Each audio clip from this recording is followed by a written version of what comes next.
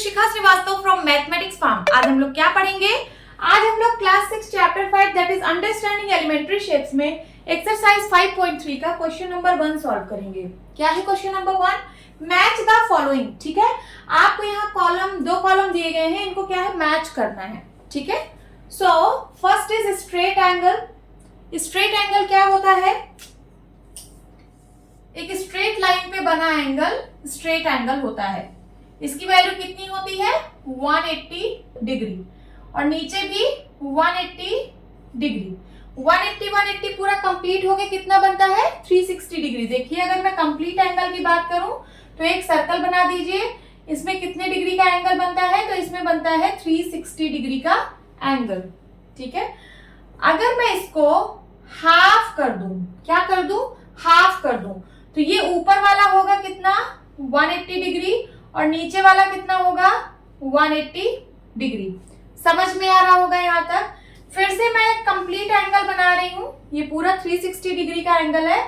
अब मैं इसको 4 पार्ट में डिवाइड कर रही हूँ। कितने पार्ट में? 4 इक्वल पार्ट में। ठीक है, तो ये वाला एंगल कितने का होगा?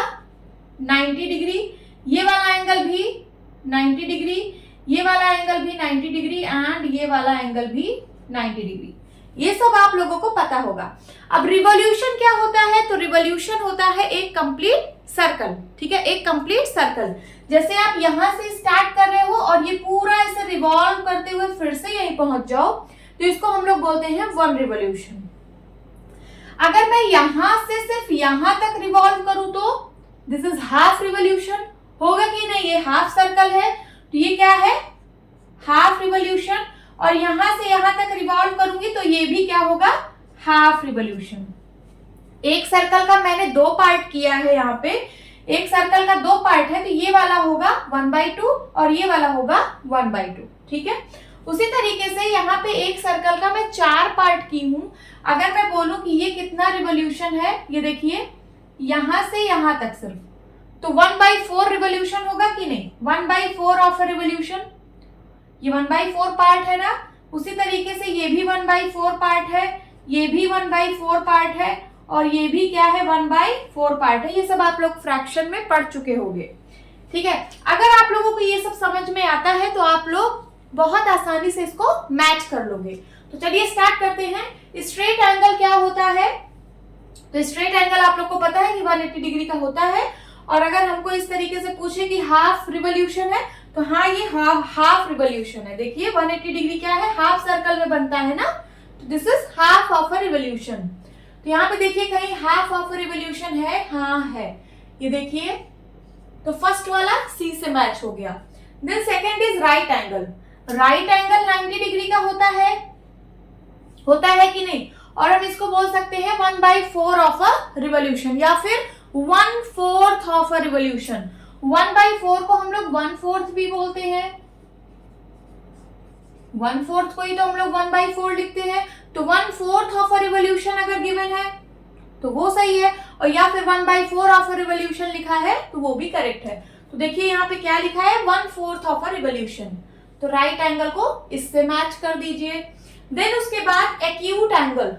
अब एक्यूट एंगल क्या होता है? तो ये 90 डिग्री से कम होता है। देखिए, अगर मैं सर्कल का इतना पार्ट बनाऊं, ये वाला पार्ट, ये मैंने क्वार्टर पार्ट बनाया है, ये कितने डिग्री का एंगल बनाता है? 90 डिग्री का, है ना? तो इससे अगर कम होगा, इससे कम का मतलब यहां कहीं बन सकता है ये वाला एंगल। 90 से छोटा है कि नहीं है?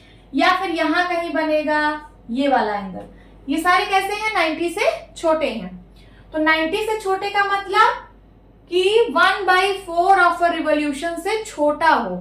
देखिए 90 का मतलब 1/4 ऑफ अ रिवॉल्यूशन, और 90 से छोटा है मतलब 1/4 ऑफ अ रिवॉल्यूशन से छोटा है।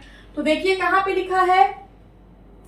Less than 1/4 of a revolution. देखिए less than 1/4 of a revolution, तो ये वाला इससे मैच हो जाएगा। एक्यूट एंगल क्या होगा? Less than 1/4 of a revolution. Then उसके बाद ऑब्ट्यूज एंगल। अब ऑब्ट्यूज एंगल क्या होता है? तो वो 90 डिग्री से बड़ा होता है, 180 डिग्री से छोटा होता है। देखिए अगर मैं इसको बेस लाइन मानूं, ठीक है, तो इसमें स्ट्रेट एंगल बनेगा दैट इज 180 डिग्री का। और ये देखिए ये 90 डिग्री का एंगल है, ये वाला, यहां से यहां तक, यहां से यहां तक 90 डिग्री, और 90 डिग्री से बड़ा हो जो, तो इसका मतलब यहाँ कहीं आएगा, यहां से लेके यहां तक, है ना, फिर यहाँ कहीं आएगा, यहां से लेके यहां तक। ये सब कैसे एंगल है?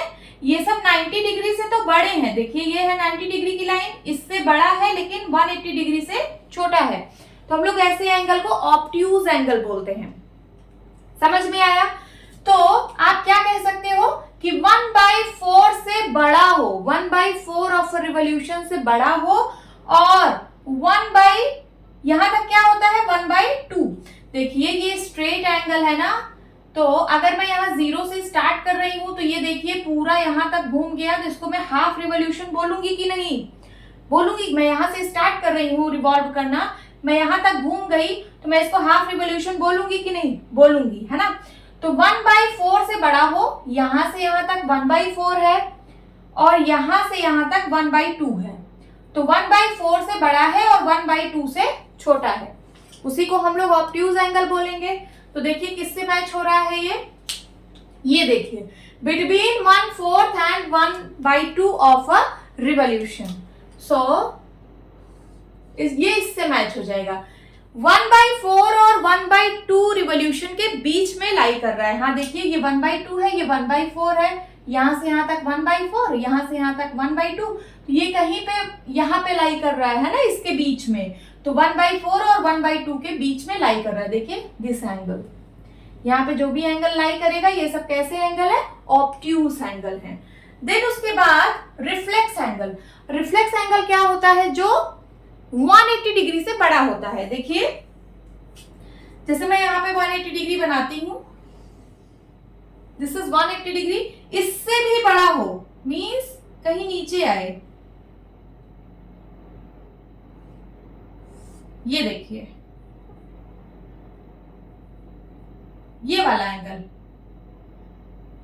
This angle is greater than 180 degree, है कि नहीं? अगर 180 डिग्री बनाना है तो एक स्ट्रेट लाइन पे बनेगा, यहां से यहां तक 180 डिग्री है और मैंने इससे बड़ा बनाया है, तो ये कितना है? ग्रेटर देन 180 डिग्री है। और 180 डिग्री का मीन्स हाफ रिवॉल्यूशन। देखिए यहां से यहां तक अगर मैं रिवॉल्व करती हूं तो इसका मतलब मैं हाफ रिवॉल्यूशन कर रही हूं।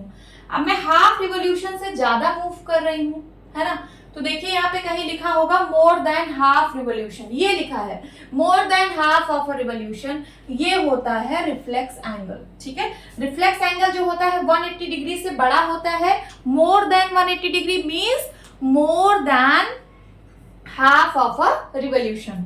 180 डिग्री हाफ रिवॉल्यूशन होता है और ये इससे बड़ा है तो more than half of a revolution.